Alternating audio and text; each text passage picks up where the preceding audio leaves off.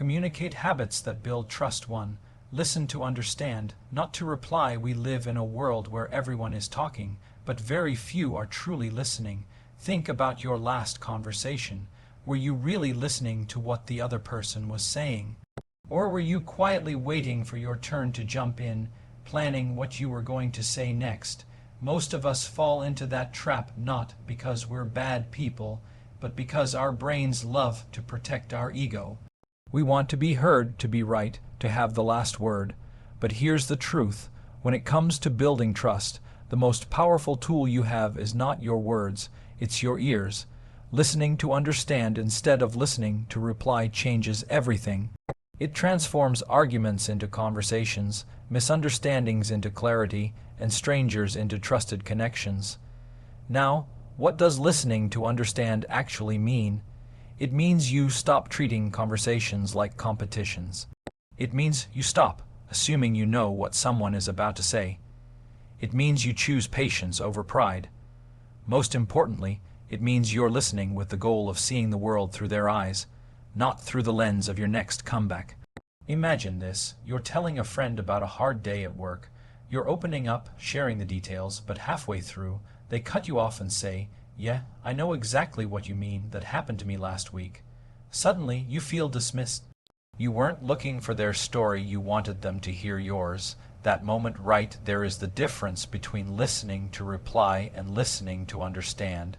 When you listen to understand, you give someone the gift of feeling valued. And people don't forget that. They may forget your advice, your opinions, or your clever words, but they will never forget how deeply you made them feel heard. Here's a habit to try. The next time someone's talking to you, pause your inner dialogue. Don't plan your response. Just focus, nod, make eye contact. When they finish, instead of rushing into your thoughts, ask them, "Did I understand you right?" Or repeat back a part of what they said. So you're saying you felt left out when that happened. This simple reflection shows them you weren't just hearing words, you were receiving their heart. And let's be honest, it takes humility to listen this way, because listening to understand means putting your pride on hold. It means giving someone else the stage without needing to steal it back. That's hard. Our egos love to jump in. But every time you resist that urge, you build credibility. People start to trust you, not because you always agree, but because you always give them the space to be fully heard. Another key, silence. We're so uncomfortable with silence in conversations. The second there's a pause, we rush to fill it. But silence isn't awkward when it's intentional, it's powerful. Sometimes that 2-second pause after someone finishes speaking is the moment they realize, wow, they're really considering what I just said. That's when trust grows. Here's the irony. The more you listen, the more people want to listen to you. Because trust is reciprocal. When you make people feel safe enough to open up, they naturally open the door for your voice to matter too. But if you bulldoze over their words, why should they respect yours? Listening to understand is not about agreeing with everything you hear. You can completely disagree with someone and still listen with respect. That's the beauty of it. Trust isn't about sameness, it's about safety. And listening creates that safety. So here's the takeaway. Stop treating listening like a pause in your talking. Start treating it like the main event. Because when people feel heard, they feel respected. And when people feel respected, they trust. One conversation at a time, one pause at a time, one moment of true attention at a time. That's how you build trust. 2. Be clear, not clever. There's a trap we all fall into when we communicate, trying to sound impressive. We polish our words, throw in fancy phrases, maybe even a little humor, because deep down we want to look smart, persuasive, or memorable. And there's nothing wrong with wanting to be understood or respected. But here's the problem. Clever communication may get attention, but clear communication gets trust. Think about it. When you walk away from a conversation and you're left wondering, what did they really mean by that? You don't feel safe. You feel uncertain, and uncertainty is the enemy of trust. People don't trust what they don't understand. Clarity, on the other hand, is kindness. When you're clear, people don't have to guess your intentions. They don't have to decode your tone or read between the lines. They know exactly where you stand, and that consistency builds safety. Let's take an example. Imagine your boss says, "We'll circle back on this soon." That sounds nice, right? But what does soon mean tomorrow, next week? Never. That one vague word creates uncertainty. But if your boss instead says, "We'll meet Friday at 3 to finalize this," suddenly there's no confusion. That simple clarity breeds confidence. Here's the truth. People would rather deal with a hard truth than a pretty half answer. If you can't make a deadline, say so. If you're not interested in a relationship, say so. If you disagree, say so respectfully. Because while clever words may protect your image, clear words protect the relationship. And clarity doesn't mean harshness.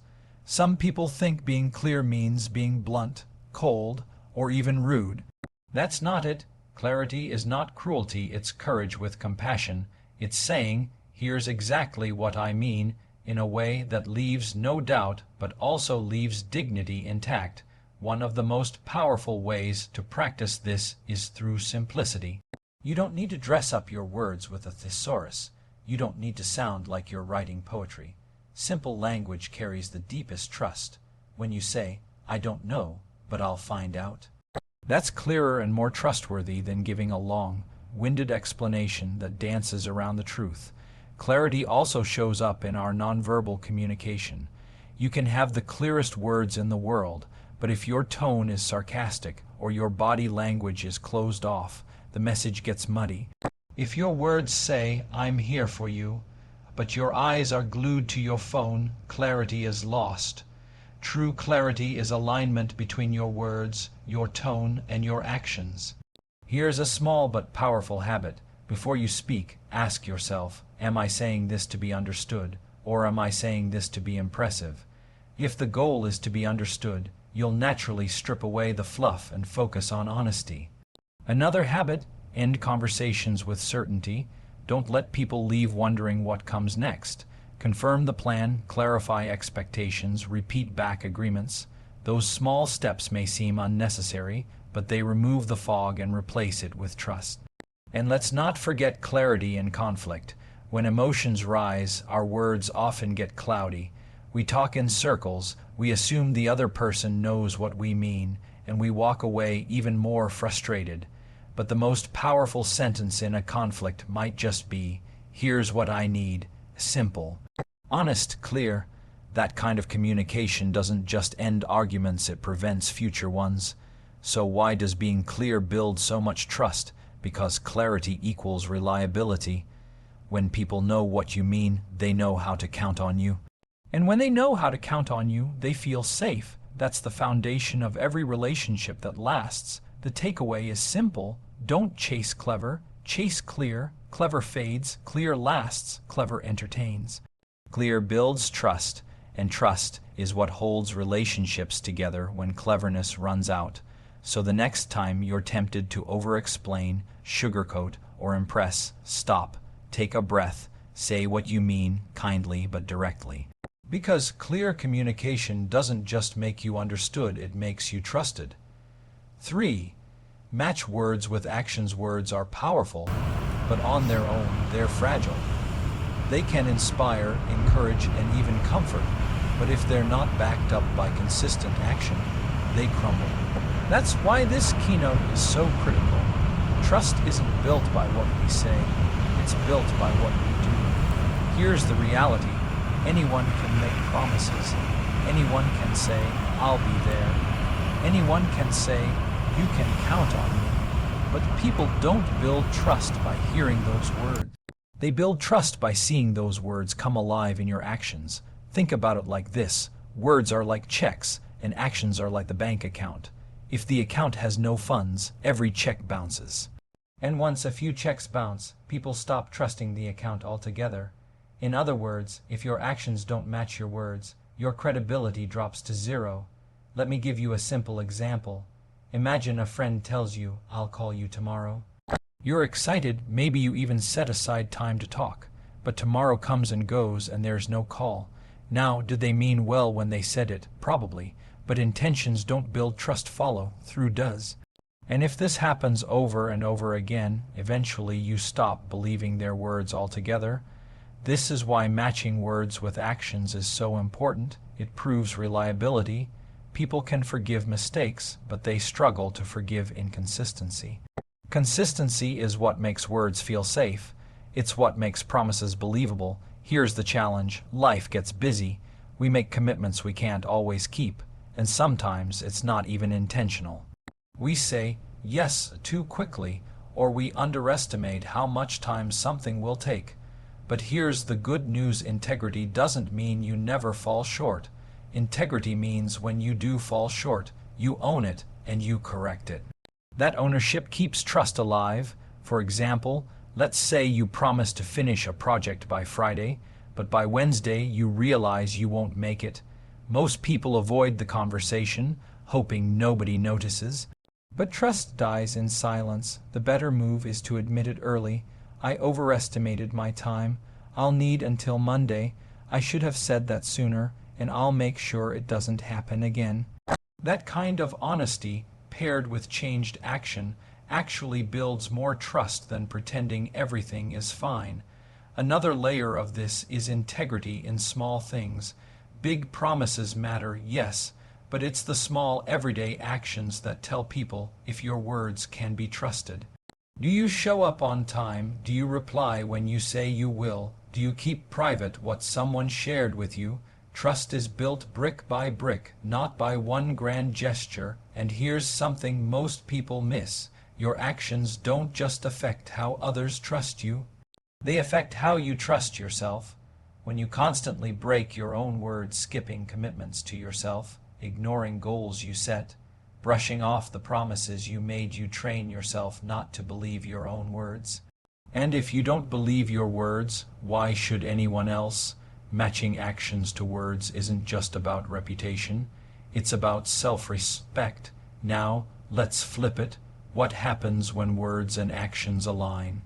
Relationships deepen, leaders inspire, teams unite, friends and families grow stronger, because consistency creates a track record.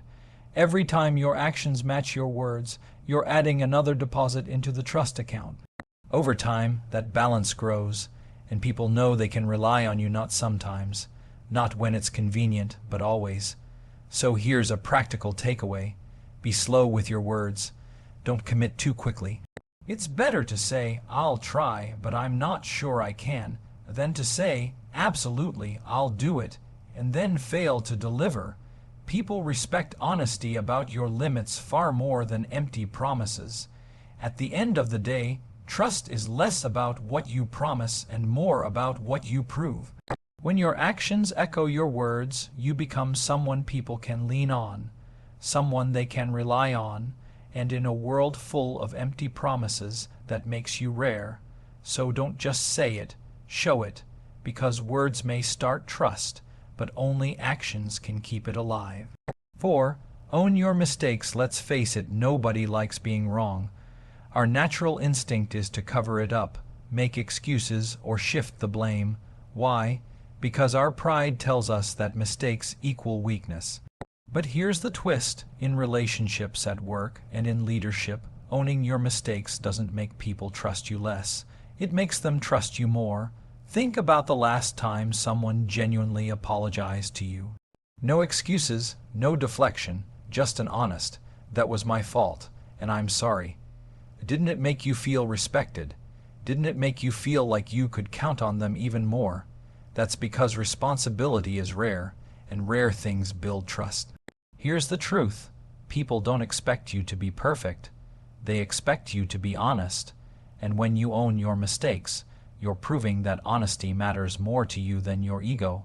That's the kind of courage that creates safety in relationships. Now, let's talk about what not owning your mistakes looks like.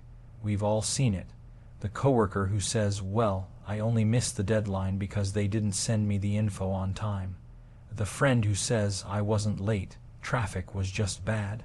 The family member who insists, "That's not how it happened. You're remembering it wrong."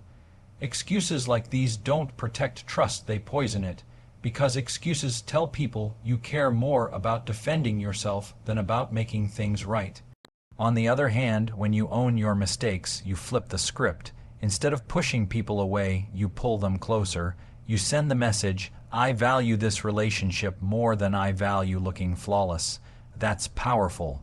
Here's a practical way to do it. When you mess up, name it. Don't dance around it. Don't soften it with but or if. Just name it. For example, I missed the deadline. That's on me. I spoke harshly. I shouldn't have done that.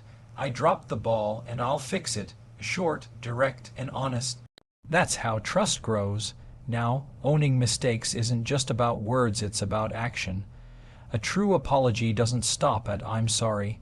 It says, I'm sorry, and here's how I'll do better next time. Because if you admit fault but keep repeating the same pattern, the apology loses its weight. Consistency after an apology proves you're serious about growth. Another thing to remember, owning mistakes is just as important in small moments as in big ones. If you forgot to text someone back, admit it. If you gave someone wrong information, correct it.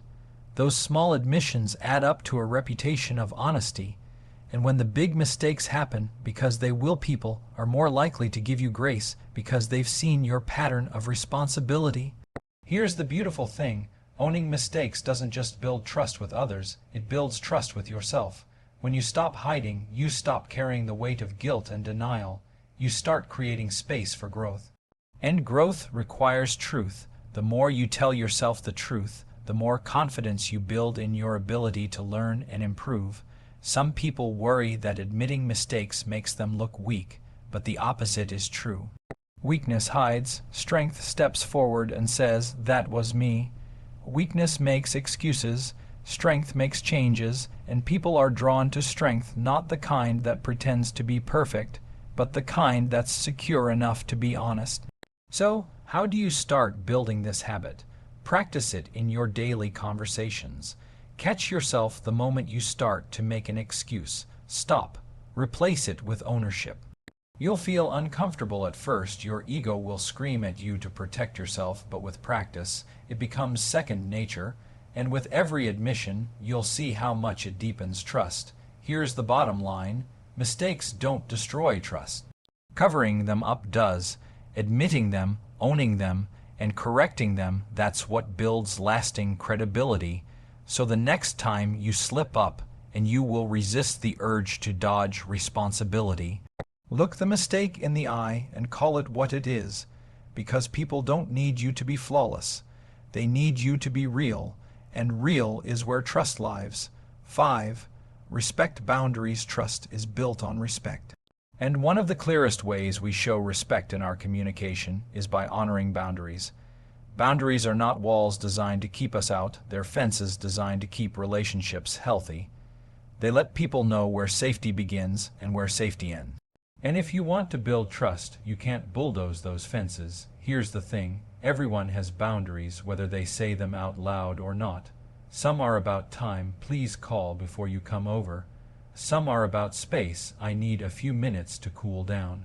Some are about values, don't joke about that with me. Boundaries are personal, but they all carry the same message. This is what I need to feel safe with you. When you ignore or dismiss those boundaries, trust evaporates. The person may not even argue with you, but inside, they're pulling back. They're telling themselves, I can't trust them with my needs. And once that thought takes root, the relationship starts to crack. But when you respect boundaries, you send the opposite message. I see you, I hear you, your needs matter to me. That's how you turn communication into connection. Let me give you an example. Imagine a coworker tells you, I can't answer emails after 7 p.m. Now, you could choose to ignore that and send messages late anyway, expecting a response. But every time you do, you're showing them their limits don't matter. Or you could respect it. You schedule your emails to send in the morning. That simple act tells them, I value your boundary. Guess who they're going to trust more? Respecting boundaries isn't always easy, though. Sometimes we confuse boundaries with rejection. When someone says, I can't talk about this right now, we hear, I don't want to talk to you. That's not the case. Boundaries aren't about pushing people away, they're about keeping relationships sustainable. If you respect the pause, they'll come back when they're ready, and the trust will be stronger because you gave them space. And let's talk about the flip side, setting your own boundaries. Respect isn't one-sided. Trust also grows when you're willing to clearly communicate your own limits. Why? Because honesty about your boundaries gives people a roadmap for how to treat you. If you never speak up, people can't know when they're crossing the line. Silence creates confusion. Clarity creates safety. For example, if you're constantly overloaded at work but you never say no, resentment builds. Your team may think you're fine taking on more, but inside you're burning out. That frustration eventually spills over, damaging trust. But if you clearly say, I can handle this project, but I don't have capacity for another right now, you're giving them the truth. That honesty not only protects you, but also makes it easier for them to trust your yes in the future. Here's an important point. Respecting boundaries requires humility. It means accepting that your way isn't the only way. It means letting go of control, and it means admitting that other people's comfort zones deserve as much weight as your own. That's not weakness, that's wisdom, because when you show respect, you get respect. So how do you put this into practice? Start small. Pay attention when people tell you what they need, even in casual ways. I'd rather text than call. Please knock before you come in. I don't like that nickname. These little statements are windows into people's boundaries. Honor them and watch how quickly trust grows. Also, check in when you're not sure. Ask, are you okay if I bring this up? Or would it help if I gave you some space right now? Questions like these don't weaken relationships, they strengthen them, because they show you care enough to ask instead of assume. Here's the bottom line: boundaries are not barriers, they are bridges. They protect the relationship so it can last longer, grow stronger, and thrive without resentment. Ignoring boundaries breaks trust. Respecting boundaries builds it. So if you want to earn trust in your communication, do this. Listen for boundaries, respect them, and be brave enough to set your own. Because when respect is mutual, trust becomes unshakable. 6. Keep confidence. Private trust is fragile. It takes years to build, but only moments to break. And one of the fastest ways to break it is by mishandling someone's confidence, by turning private conversations into public entertainment. Here's the reality: when someone shares something personal with you, they're taking a risk. They're handing you a piece of themselves, their fears, their doubts, their mistakes, or maybe even their dreams. That kind of vulnerability isn't casual, it's sacred, and how you handle that moment says everything about whether or not you can be trusted. We've all experienced the sting of betrayal when something we said in confidence found its way into the wrong ears. Maybe you shared a struggle with a coworker, only to hear it repeated in the break room. Maybe you opened up to a friend, only to find out they used your story as gossip at a party. What happens after that? The words stop, the walls go up, and the trust that was once there disappears. That's why keeping confidence private is non-negotiable if you want to build trust. It tells people, your words are safe with me. Your story won't be used against you. That kind of safety is rare, and rare things are valuable. Now, let's clear something up. Protecting someone's confidence doesn't mean you have to agree with them, or that you can't offer advice, or that you keep silent if something dangerous is happening. What it does mean is that their personal information isn't a story for you to tell. Their words aren't yours to use. Here's a test. Before you repeat something someone told you, ask yourself, do I have permission to share this? If the answer is no, or even if you're not sure, keep it to yourself. Respect is better than regret. This applies in every area of life. At work, when a teammate confides in you about struggling with a project, don't turn it into office chatter. Support them instead of exposing them. In friendships, when someone shares their insecurities, don't turn it into a punchline later. Protect their dignity. In family, when a sibling or partner opens up about something painful, don't rush to share it with others. What feels like just a story to you could be a wound to them. And here's the thing, if people see you gossiping about others, they'll assume you gossip about them too. Even if you've never broken their confidence, your reputation will tell them they can't risk it. That's how gossip destroys trust long before it even touches a specific relationship. On the flip side, when people know you guard their words, they open up more, they share deeper, they trust quicker. Why? Because they've learned that with you, what's said in private stays in private. You've proven yourself trustworthy, not just with their stories, but with their hearts. And let's not forget the trust you build with yourself when you honor confidentiality. Every time you resist the temptation to spill details, you reinforce your own discipline. You remind yourself, I'm someone who can be trusted. That self-trust shows up in how you carry yourself steady, confident, dependable. Of course, there are rare exceptions. If someone's in danger, if they're talking about harming themselves or others, protecting their safety becomes more important than protecting their secrecy. But outside of those moments, privacy is a promise you should keep. So how do you make this a habit? Start by cutting gossip out of your vocabulary. When conversations drift toward tearing others down, steer them back or step away. It may feel awkward at first, but over time people will notice and respect you for it. Another habit: when someone confides in you, thank them. Say, I appreciate you trusting me with that.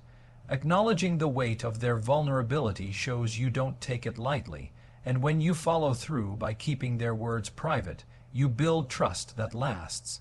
Here's the bottom line: trust isn't built by how much you talk. It's built by how much you don't talk.